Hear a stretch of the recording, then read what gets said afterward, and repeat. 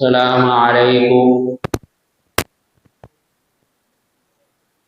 ورحمة الله تعالى وبركاته.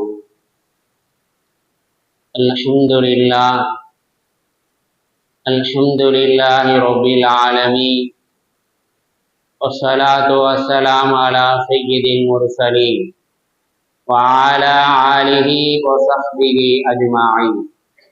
أما بعد، فقد قال الله تعالى في القرآن العظيم وفي الفرقان المجيد بعد أعوذ بالله من الشيطان الرجيم. بسم الله الرحمن الرحيم. قل إن كنتم تحبون الله فاتبعوني يحببكم الله يغفر لكم ذنوبكم والله غفور رحيم.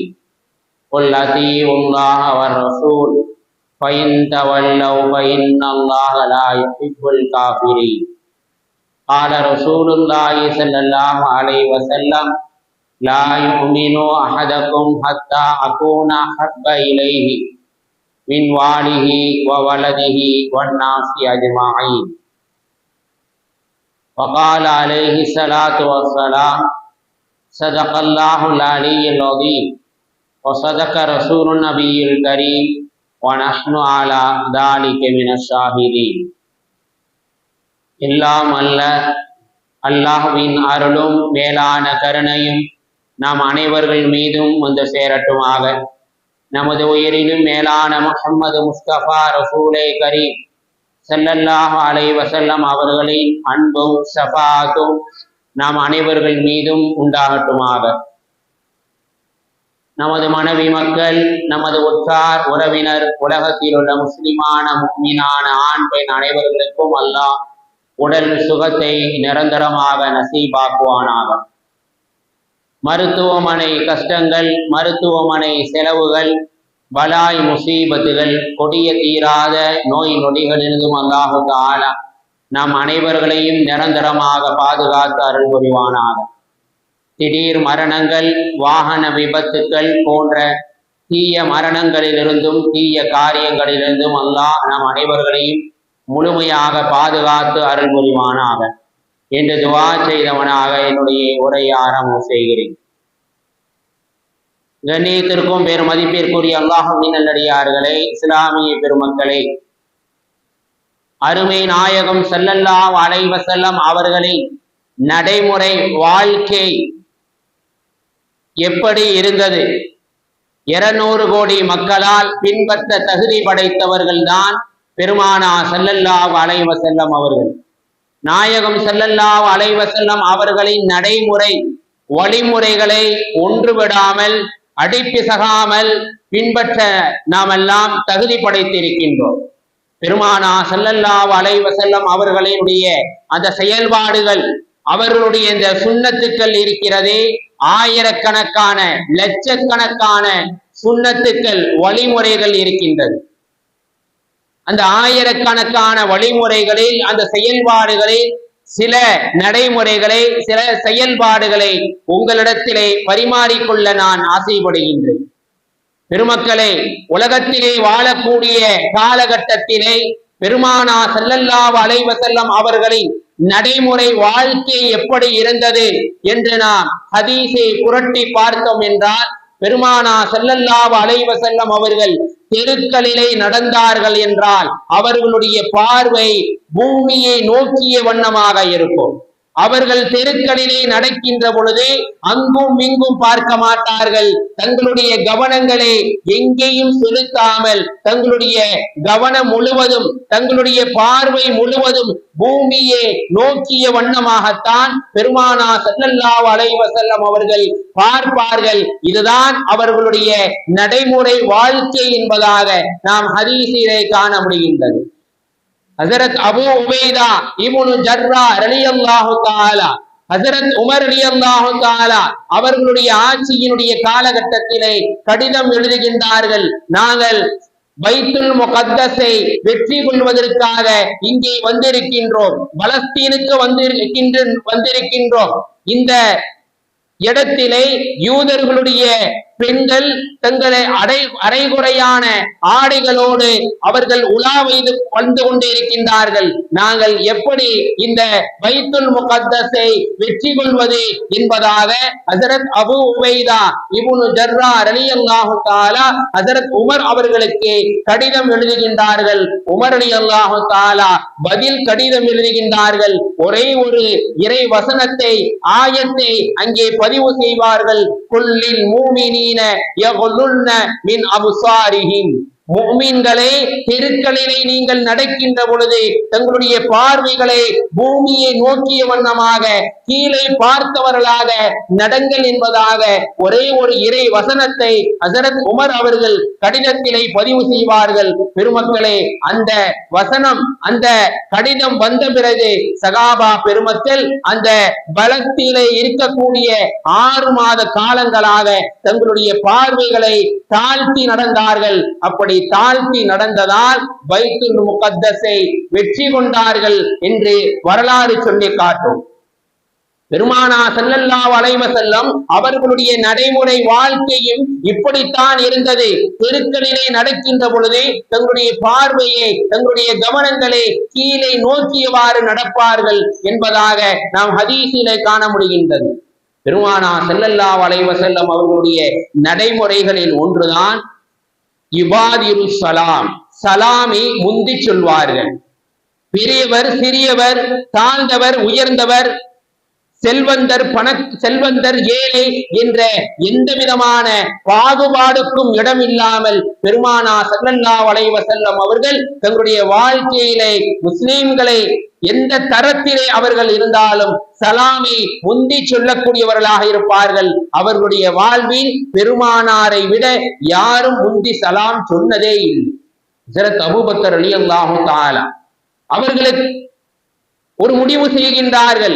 எப்படியாவது பெருமானா ஸல்லல்லாஹு அலைஹி வஸல்லம் அவர்களை முந்தி சலாம் சொல்லிவிட வேண்டும், அந்த நன்மையை நாம் பெற்றுக்கொள்ள வேண்டும் என்று ஒரு முடிவு செய்கின்றார்கள். ஹஜ்ரத் அபூபக்கர் சித்தீக் ரலியல்லாஹு தஆலா எப்பொழுதும் எல்லா நேரங்களிலும் எல்லா காலகட்டங்களிலும் பெருமானா ஸல்லல்லாஹு அலைஹி வஸல்லம் அவர்கள் தான் முந்தி சலாம் சொல்லிக் கொண்டிருக்கின்றார்கள். இது பெருமானாருடைய நடைமுறை வாழ்க்கை.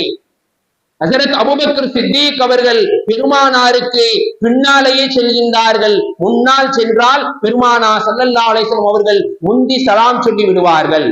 அந்த நன்மை அவர்களுக்கு கிடைத்துவிடும் என்பதற்காக, சலாம் சொல்வதற்காக ஹஜ்ரத் அபூபக்கர் சித்தீக் அவர்கள் பெருமானாருக்கு பின்னாலேயே சென்று கொண்டே இருக்கின்றார்கள். பெருமக்களே, நாயகம் ஸல்லல்லாஹு அலைஹி வஸல்லம் அவர்களுக்கு எப்படி முன்னால் பார்க்கக்கூடிய யானம் இருக்கின்றதோ அதே போலத்தான் பின்னால் யார் வருகிறார், பின்னால் என்ன நடக்கின்றது என்ற யானங்களையும் அல்லாஹ் அவர்களுக்கு கொடுத்திருந்தான். ஹஜ்ரத் பெருமானா ஸல்லல்லாஹு அலைஹி வஸல்லம் அவர்கள் பின்னால் வந்து கொண்டிருந்த அபூபக்கர் சித்தீக் அவர்களை பார்த்து யா அபூபக்கர் அஸ்ஸலாமு அலைக்கும் என்பதாக சலாம் சொன்னார்கள். முந்தி சலாம் சொன்னார்கள். ஹஜ்ரத் அபூபக்கர் சித்தீக் அவர்கள் பெருமானாரை பார்த்து நாயகமே, ஒரு கட்டத்திலாவது ஒரு தடவையாவது முந்தி சலாம் சொல்லிவிடலாம், அந்த நன்மையை பெற்றுக் கொள்ளலாம் என்பதாக நினைத்து உங்களுக்கு பின்னாலேயே வந்தேன். உங்களுக்கு முன்னால் வந்தால் நீங்கள் சலாம் சொல்லி விடுவீர்கள் என்பதாக பின்னாலேயே வந்தேன். ஆனால் ஒரு கட்டத்தில் கூட எனக்கு நன்மையை விட்டு தர மாட்டேன்கின்றீர்களே என்று கேட்கின்ற பொழுது பெருமானா ஸல்லல்லாஹு அலைஹி வஸல்லம் அவர்கள் அபூபக்கர் அவர்களை பார்த்து சொன்னார்கள், உங்களை விட நன்மையை சேர்த்துக் கொள்வதிலே நான் ஆர்வமாக இருக்கின்றேன், உங்களை விட நன்மை எனக்கு தேவையாக இருக்கின்றது என்பதாக பெருமானா ஸல்லல்லாஹு அலைஹி வஸல்லம் அவர்கள் அந்த நேரத்திலே அபூபக்கர் சித்தீக் அவர்களை பார்த்து சொன்னார்கள் என்றால், பெருமக்களே, சலாத்தினுடைய முக்கியத்துவம் எவ்வளவு இருந்திருக்கின்றது, எந்த அளவுக்கு சலாமை உயர்த்தி சொல்லி இருக்கின்றார்கள் என்பதை நாம் ஒரு கணம் சிந்திக்க கடமைப்பட்டிருக்கின்றோம். பெருமானாருடைய நடைமுறைகளில் ஒன்று சலாம் முந்தி சொல்வார்கள். ஹஜ்ரத் உஸ்மான் ரலியல்லாஹு தஆலா ஒரு இடத்திலே அமர்ந்து இருக்கின்றார்கள். அப்பொழுது ஹஜ்ரத் உமர் அவர்கள் அந்த வழியாக வந்தவர்கள் உஸ்மான் அவர்களை பார்த்து யா உஸ்மான் அஸ்ஸலாமு அலைக்கும் என்பதாக சலாம் சொல்கின்றார்கள். உஸ்மான் ரலியல்லாஹு தஆலா அவர்களிடமிருந்து எந்த விதமான பதிலும் வரவில்லை. சலாத்திற்கு உண்டான பதில் சொல்லவே இல்லை. உடனே ஹஜரத் உமர் ரலியல்லாஹு தஆலா கடுமையான கோபமுடையவர்களாக அந்த நேரத்திலே ஹலீஃபாவாக ஆட்சியிலே இருக்கக்கூடிய அபூபக்கர் சித்திக் அவர்களிடம் சென்று புகார் செய்கின்றார்கள். நான் சலாம் சொல்லி உஸ்மான் அவர்கள் என்னுடைய சலாத்திற்கு பதில் சொல்லவில்லை, என்னவென்று கேட்டு சொல்லுங்கள். சலாம் என்பது நம்மை பொறுத்தவரை ஒரு சாதாரண ஒரு காரியத்தை போல தெரியும், சாதாரண ஒரு செயலை போல தெரியும். ஆனால் ஒரு மனிதன் சலாத்திற்கு பதில் சொல்லவில்லை என்றாலும் அந்த மனிதன் அந்த நேரத்திலே ஆட்சியிலே இருக்கக்கூடிய அந்த ஹலீஃபாவிடம் சென்று புகார் செய்ய வேண்டும் என்பதற்காக ஹஸரத் சஹாபா பெருமக்கள் பெருமானா ஸல்லல்லாஹு அலைஹி வஸல்லம் அவர்கள் நமக்கு உணர்த்தி இருக்கின்றார்கள். ஹஸரத் உமர் ரலியல்லாஹு தஆலா அபூபக்கரிடம் சென்று புகார் செய்கின்றார்கள். அபூபக்கர் அவர்கள் உஸ்மான் ரலியல்லாஹு தஆலா அவர்களை அழைத்து கேட்டார்கள், உமர் சலாம் சொல்லி நீங்கள் பதில் சொல்லவில்லையா? சலாத்திற்கு பதில் சொல்ல வேண்டுமா இல்லையா?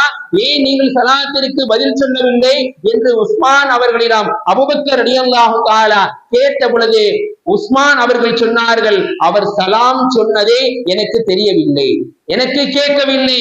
என்னுடைய கவனம் முழுவதும் என்னுடைய சிந்தனை முழுவதும் மறுமையை குறித்து இருந்தது, ஆகையால் சலாம் சொன்னது எனக்கு கேட்கவில்லை என்பதாக ஹஸரத் உஸ்மான் ரலியல்லாஹு தஆலா அந்த நேரத்திலே அபூபக்கர் சித்திக் அவர்களை பார்த்து சொன்னார்கள். உடனே அபூபக்கர் சொன்னார்கள், நீங்கள் யோசித்தது மறுமையை குறித்து யோசித்தது சரிதான், நீங்கள் சலாம் சொல்லவில்லை என்று புகார் செய்தது சரிதான், இருவர்களும் செய்தது சரிதான் என்பதாக அந்த நேரத்திலே அபூபக்கர் சித்திக் அவர்கள் இருவர்களுக்கும் சமாதானம் படுத்தி வைத்தார்கள் என்பதை நாம் ஹதீஸிலே காண முடிகின்றது. கண்ணியத்திற்குரிய பெருமக்களே, அந்த பெருமானா ஸல்லல்லாஹு அலைஹி வஸல்லம் அவர்களுடைய இந்த நடைமுறை முந்தி சலாம் சொல்வது. ஆனால் இன்றைய இஸ்லாமிய சமூகத்திற்கு மத்தியிலே அந்த சலாம் சொல்வது எந்த அளவுக்கு கேலியான பொருளாக ஆகிவிட்டது. அந்த சலாம் என்பது பணங்களை தன்னுடைய தேவையை பெற்றுக் கொள்வதற்கு உண்டான ஒரு செயல்பாடாகத்தான் இன்றைய காலகட்டத்திலே ஒரு கேலி பொருளாக, ஒரு கேவலப்பட்ட ஒரு பொருளாகத்தான் இன்றைய சமுதாயத்துக்கு மத்தியிலே சலாம் ஆகிவிட்டது என்பதை நாம் வருத்தப்பட்டு சொல்லக்கூடிய ஒரு காரியமாக இருந்து கொண்டிருக்கின்றது.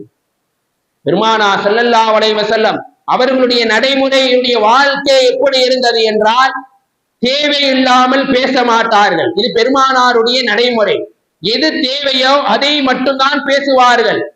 ஹஸரத் இப்னு ஹஜர் ரஹ்மத்துல்லாஹி அவர்கள் தங்களுடைய ஹதீஸ் கிதாபுகளிலே பதிவு செய்வார்கள், பெருமானா ஸல்லல்லாஹு அலைஹி வஸல்லம் அவர்களுடைய அந்த தேவையில்லாத பேச்சு எப்படி இருந்தது என்றால், ஒரு ஜனாசாவுடைய ஒரு வீட்டுக்கு ஒரு மனிதன் சென்றால் எந்த அளவுக்கு அந்த ஜனாசாவுடைய வீட்டில் இருந்து வெளியே வர ஆசைப்படுவானோ அந்த அளவுக்கு சீக்கிரமாக வருவதற்கு பெருமானா ஸல்லல்லாஹு அலைஹி வஸல்லம் அவர்கள் ஆசைப்படுவார்கள். தேவையில்லாத பேச்சுக்களிலே நுழைந்தால், ஜனாசாவுடைய வீட்டுக்கு சென்றால் நலன் விசாரிப்போம், மௌத்தை பற்றி விசாரிப்போம், சலாம் சொல்லுவோம், அதற்கு பிறகு அந்த வீட்டிலிருந்து வெளியே வர வேகமாக வந்து விடுவோம். இதான் மனிதனுடைய இயற்கை.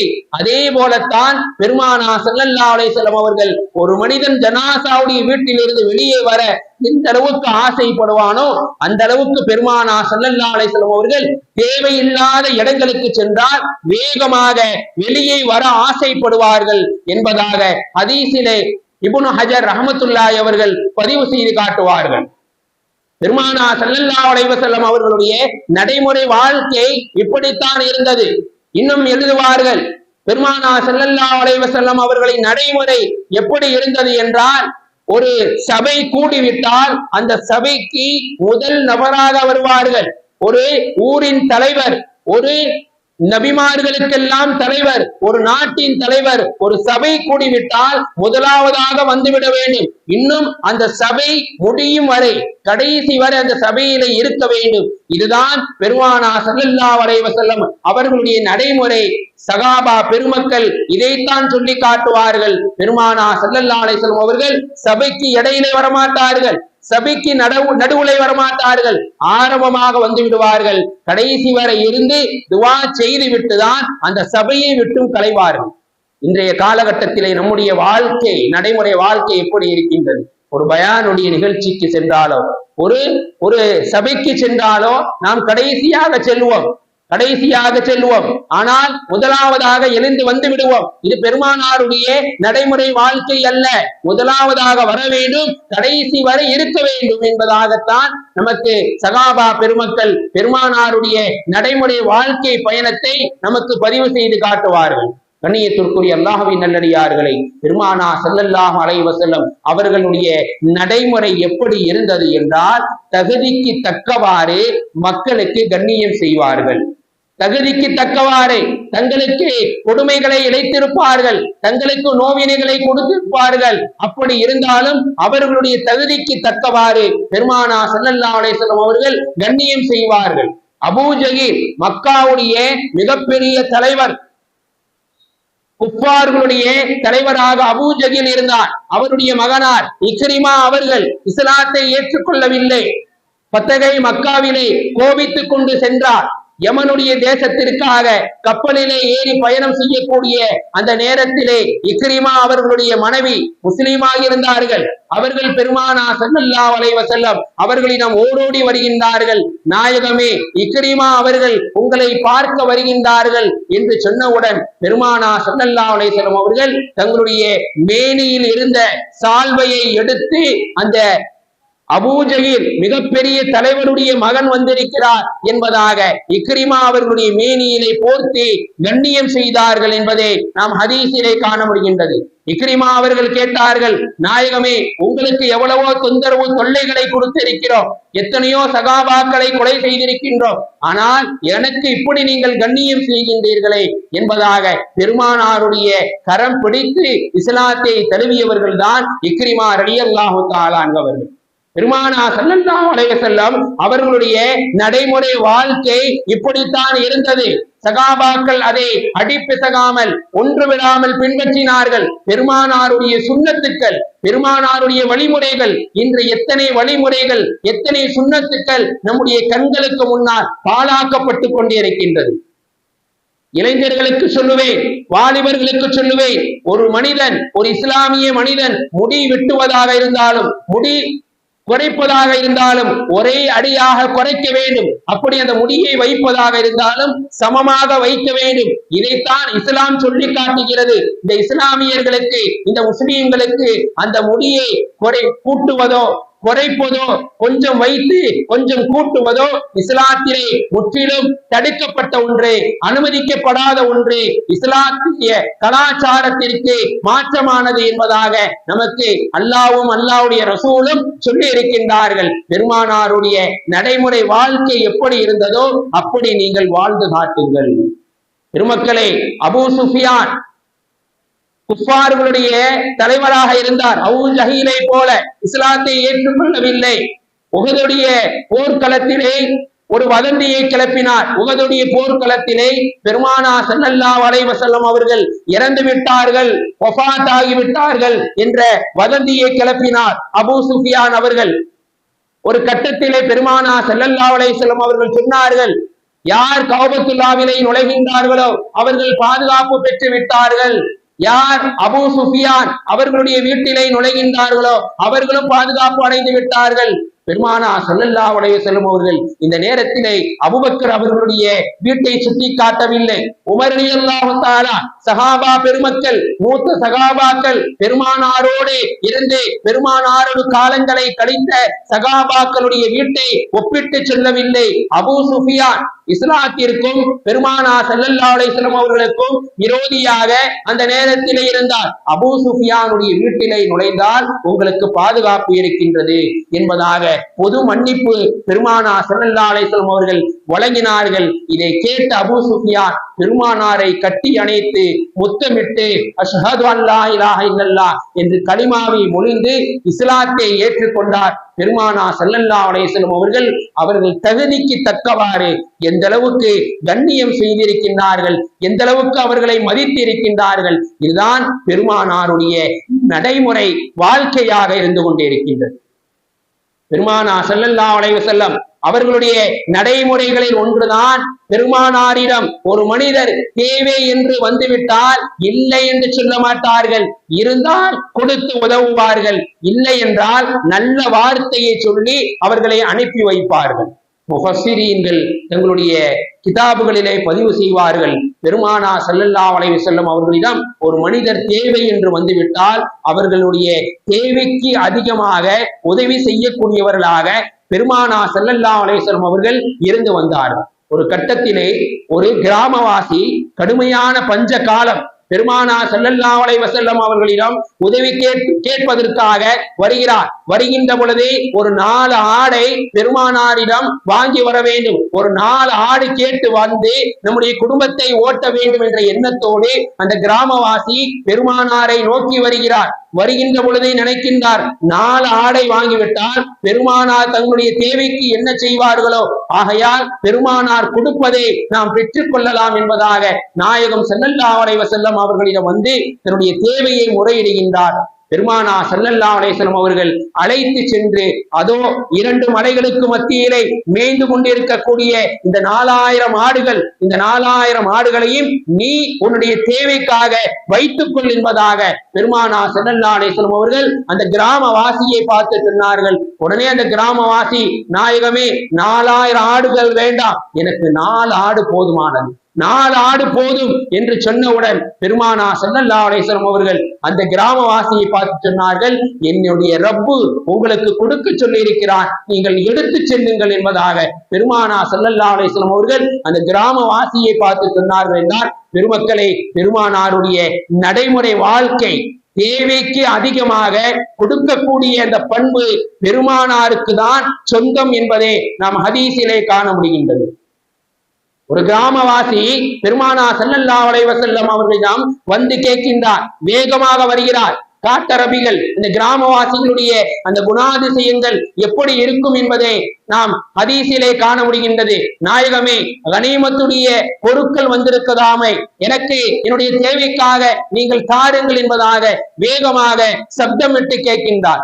பெருமானா ஸல்லல்லாஹு அலைஹி வஸல்லம் அவர்கள் அந்த கனிமத்துடைய பொருட்களை எடுத்து கொடுக்கின்றார்கள். உடனே அவர் கேட்கின்றார், இவ்வளவுதானா இவ்வளவுதானா என்று கேட்கின்ற பொழுது பெருமானா ஸல்லல்லாஹு அலைஹி வஸல்லம் அவர்கள் உங்களுடைய பங்கு இவ்வளவுதான், வைத்துக் கொள்ளுங்கள் என்று சொன்னவுடன் உடனே அந்த கிராமவாசி, நாயகமே, உங்களுடைய சொத்தை நான் கேட்கவில்லை, உங்களுடைய பாட்டனார் சம்பாதித்த அந்த சொத்து பத்தை கேட்கவில்லை, அல்லாஹ்வுடைய பொருள், கனிமத்தான பொருள், அதைத்தான் உங்களிடத்திலே கேட்கின்றேன் என்பதாக வேகமாக பேசுகின்ற பொழுது ஹஸரத் உமர் ரலியல்லாஹு தஆலா அவர்களுக்கு கடுமையான கோபம் வருகின்றது.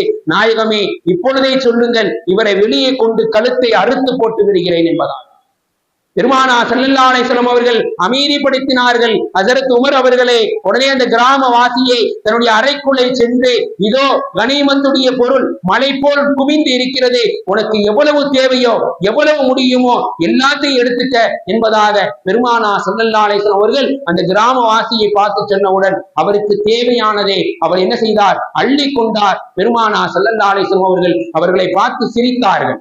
உடனே பெருமானா ஸல்லல்லாஹு அலைஹி வஸல்லம் அவர்கள் சொன்னார்கள், அந்த கிராமவாசியை பார்த்து, என்னுடைய தோழரை, வெளியிலே போகின்ற பொழுது என்னை பற்றி கொஞ்சம் சிறப்பாக சொல், ஏனென்றால் சஹாபா பெருமக்கள் உன் மீது கடுமையான கோபத்தோடு இருக்கிறார்கள், என் மீது நீ மரியாதை இல்லாமல் நடந்ததின் காரணமாக கடுமையான கொலைவெறி தாக்குதலோடு இருக்கின்றார்கள், என்னை பற்றி சிறப்பாக சொல்லி செல் என்பதாக பெருமானா ஸல்லல்லாஹு அலைஹி வஸல்லம் அவர்கள் அந்த கிராமவாசியை பார்த்து சொன்னார். அந்த கிராமவாசி வெளியே வந்து, முஹம்மது ஸல்லல்லாஹு அலைஹி வஸல்லம் அவர்கள் மிக வல்லவர், இல்லை என்றா மனம் படைத்தவர் என்பதாக அந்த கிராமவாசி சொல்லி சென்றார் என்பதை நாம் ஹதீஸிலே காண முடிகின்றது. தேவை என்று வந்துவிட்டால் தேவைக்கு அதிகமாக செய்யக்கூடிய வழங்கக்கூடிய பண்பு பெருமானா ஸல்லல்லாஹு அலைஹி வஸல்லம் அவர்களிடம் என்ன செய்து தேங்கி இருந்தது என்பதை நாம் ஹதீஸிலே காண முடிகின்றது. நாயகம் ஸல்லல்லாஹு அலைஹி வஸல்லம் அவர்களுடைய நடைமுறை வாழ்க்கை, அவர்களுடைய அந்த சுன்னத்துக்கள், அவர்களுடைய வழிமுறைகளை எந்த அளவுக்கு இன்றைய சமுதாயத்துக்கு மத்தியிலே இன்றைய இஸ்லாமியர்கள் நாம் பின்பற்றக்கூடியவர்களாக இருக்கின்றோம். நாயகம் ஸல்லல்லாஹு அலைஹி வஸல்லம் அவர்கள் 4 வார்த்தை பேசினாலும் நச்சு என்று பேசுவார்கள். அந்த பேச்சிலே எந்த விதமான குழப்பங்களும் இருக்காது. இதுதான் பெருமானாருடைய நடைமுறை. இன்னமல் ஆமாலு பின்னியாத், எண்ணங்கள் எல்லாம் எனது அமல்களை கொண்டு இருக்கின்றது. நீ நல்லதை நினைத்தால் நல்லது நடக்கும், கெட்டதை நினைத்தால் கெட்டது நடக்கும். இது பெருமானாருடைய நடைமுறை வாழ்க்கை. ஏழைகளோடு இருப்பார்கள், ஏழைகளோடு சாப்பிடுவார்கள். பெருமானா ஸல்லல்லாஹு அலைஹி வஸல்லம் அவர்களுடைய சுன்னத்துக்கள், அவர்களுடைய வழிமுறைகளை ஒரு மனிதன் இந்த சமுதாயத்துக்கு மத்தியிலே, இன்றைய காலகட்டத்துக்கு மத்தியிலே அவன் பின்பற்றினால் ஒவ்வொரு நடைமுறைகளுக்கும் ஒவ்வொரு செயல்பாடுகளுக்கும் அல்லாஹ் லட்சக்கணக்கான நன்மைகளை அவனுடைய விதியிலே எழுதக்கூடியவனாக இருக்கின்றான். கண்ணியத்திற்குரிய அல்லாஹ்வின் நல்லடியார்களே, இஸ்லாமிய பெருமக்களை, உலகத்திலே வாழக்கூடிய இந்த ஜீவிய காலகட்டத்திலே பெருமானாருடைய நடைமுறைகளை ஒன்றுவிடாமல் பின்பற்றி வாழக்கூடிய பாக்கியத்தை, தௌஃபீக்கை வல்ல நாயன் நம் அனைவர்களுக்கும் தந்தர் புரிவானாக. வாஹித் தவ்ஆனா அல்ஹம்துலில்லாஹி ரப்பில் ஆலமீன்.